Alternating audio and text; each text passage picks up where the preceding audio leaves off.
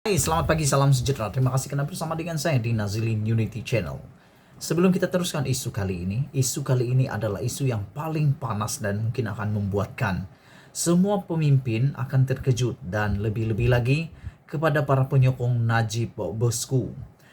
Isu kali ini mungkin amat panas dan boleh membuat ramai orang terkesima, marah, dan mungkin kurang bersetuju dengan apa yang kita ulaskan. Jadi tolong tinggalkan komen Anda tentang isu kali ini.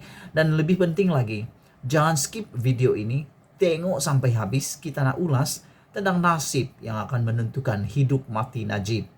Di mana Najib selepas ini? Hari ini keluar di dalam Agenda Daily, berita daripada Agenda Daily menyebut perbicaraan rayuan terakhir kes SRC Najib ditetapkan pada 15 hingga 26 Ogos. Sebelum kita bacakan sepenuhnya berita ini tentang ulasan kali ini, kita nak ulas dulu satu isu yang selama ini pernah aku tularkan di dalam media sosial dan menjadi tular. Isu di mana Najib coba mendapatkan peguam daripada England. Peguam diraja England untuk membantu beliau di dalam kes rayuan SRC Internasional dan hukuman penjara 12 tahun, denda 210 juta. Apa nasib dan apa cerita sudah tentang isu itu? Aku berusaha juga mencari isu ini dan berusaha juga untuk mencari maklumat terkini. Adakah tim pasukan pembelaan Najib diketuai oleh peguam bela Syafi Abdullah berjaya mendapatkan khidmat peguam diraja England daripada England untuk membantu Najib. Untuk pengetahuan kamu semua, dengan adanya bantuan daripada peguam diraja ini yang amat pakar ini, dijangka Najib mungkin akan terlepas.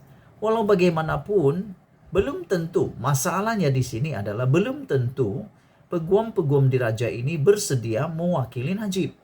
Hal ini kerana isu ini amat kompleks, di mana negara-negara di seluruh dunia sudah tahu banyak pesalah-pesalah berkaitan dengan 1MDB SRC ini telah dipenjarakan.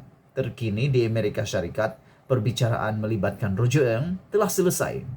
Dengan Roger Ng telah disabitkan bersalah dan sedang berpotensi berhadapan dengan penjara 20 tahun.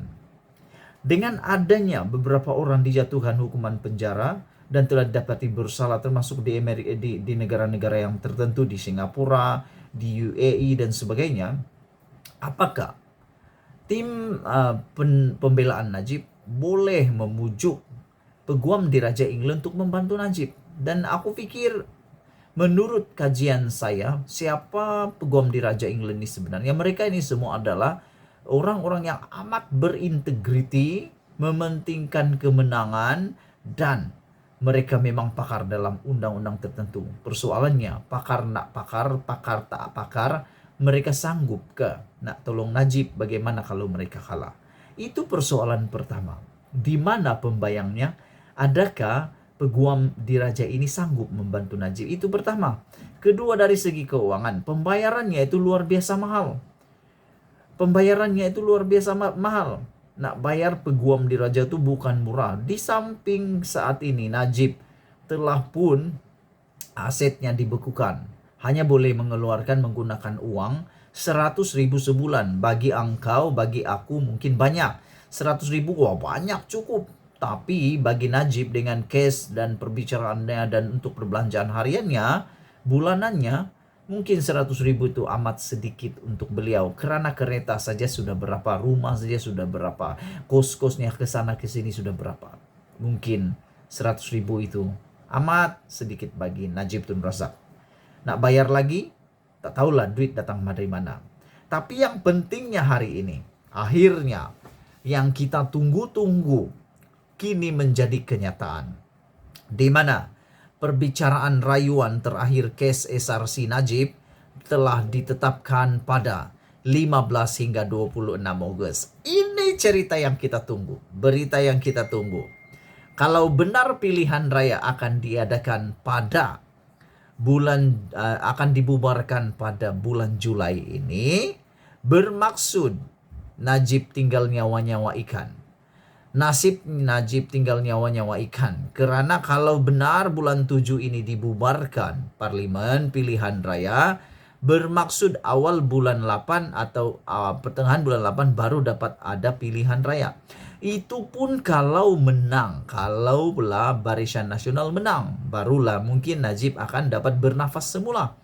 Tapi kalaulah kalah Barisan Nasional, ini menjadi cerita yang paling hangat sehangat-hangatnya. Mampukah Najib terlepas daripada hukuman penjara 12 tahun dan denda 210 juta ini?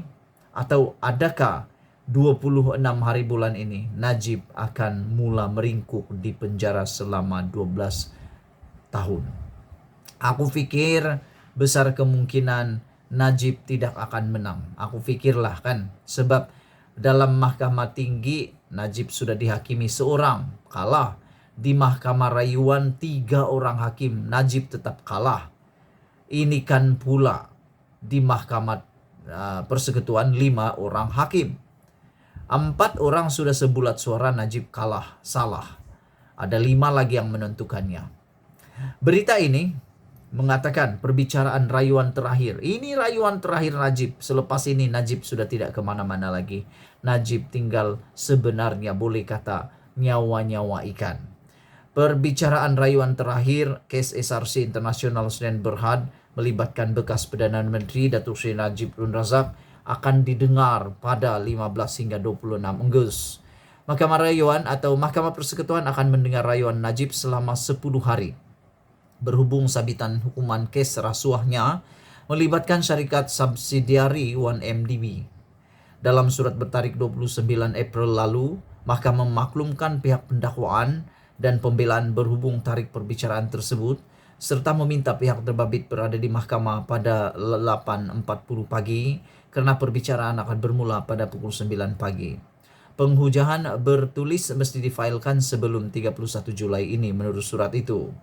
Pada 8 Desember 2021, Mahkamah Rayuan mengekalkan sabitan dan hukuman penjara 12 tahun serta denda RM 210 juta yang dijatuhkan Mahkamah Tinggi pada Julai 2020 ke atas Najib kerana menyeleweng 42 juta dana SRC.